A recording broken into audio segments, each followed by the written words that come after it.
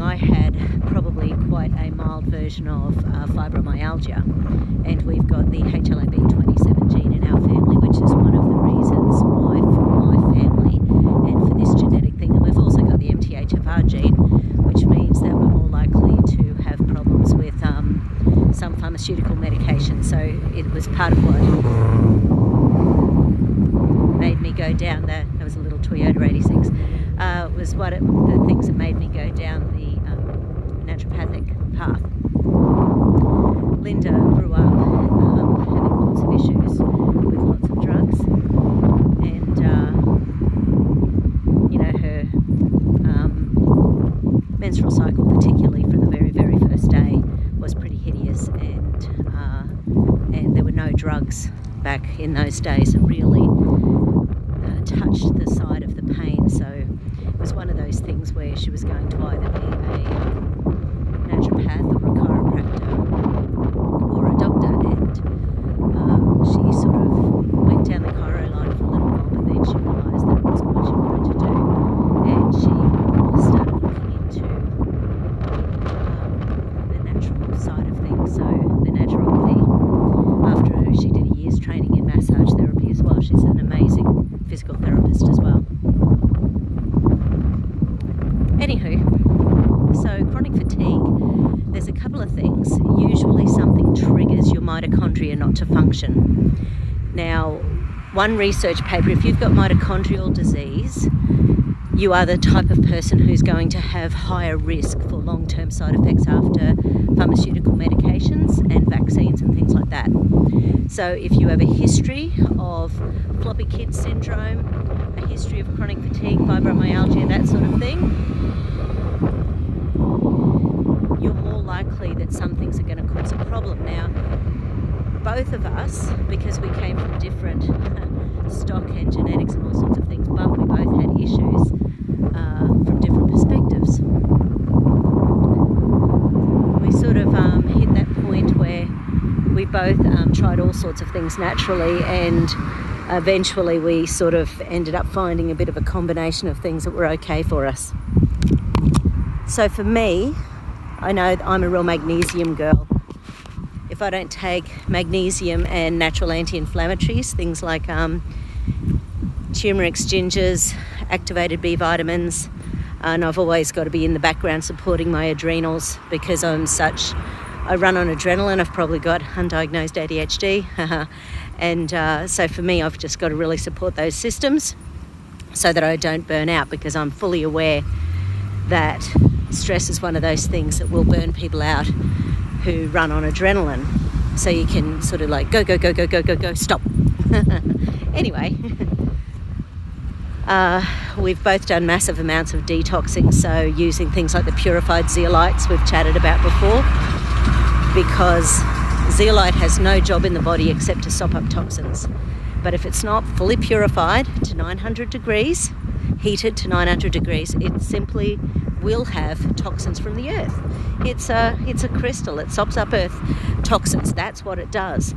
These days with pesticides, it often contains things like DDT. It often contains uranium. It often contains, so it's got to be heated and released. And I think both of us took fairly major doses of zeolite for, I can't remember, it's a long time ago, but 1 or 2 years. And it took me 2 years of the full detox dose to stop having heaps of mercury in my urine on a daily basis. So, and there's a really specific hierarchy of heavy metals that zeolite pulls out. So it's lead, mercury, cadmium, aluminium, and you've just got to keep doing the work. On the planet, there's about 10,000 extra toxins per year that get approved around the world. They all end up in our environment, in the air, in the chemtrails. They're just everywhere. So you can't. There's a reason why the ocean takes toxins from. There's toxins. We all know that. Plastics are, of course, another thing. So you've just got to look at your own symptoms, your own genetics, work it out. There's a guy called Dr. Dale Bredesen, I think, and he's done a whole bunch of research in relation to dementia, And he came out with a process a couple of years ago where he sort of said, I can't remember the number he said, but it was something like, I've got a 36-step approach for getting rid of dementia. And then, of course, everyone started quoting him on this. And he never actually had 36.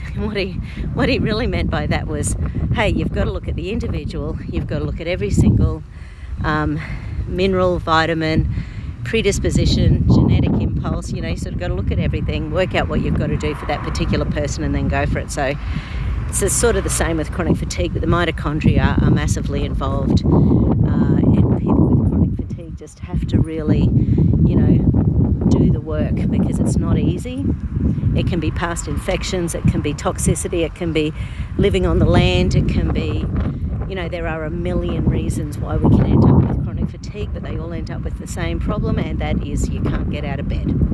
And there are very specific viruses linked in with vaccine toxins, things like XMRV and SV40, and basically those are viruses, because vaccine viruses and bacteria are grown on animal tissue, whether or not it's aborted fetal cells or cat or dog or bird or monkey, I think they're the main ones, tissue, then if you don't, basically they don't screen those. So if we accidentally get one of those viruses or bacteria from the tissue in our biological, so that's the pharmaceutical, anything that has an animal product in it is called a biological, and they're the ones where the pharmaceutical companies can't get sued if there's side effects, which of course is what 1986 the movie is about.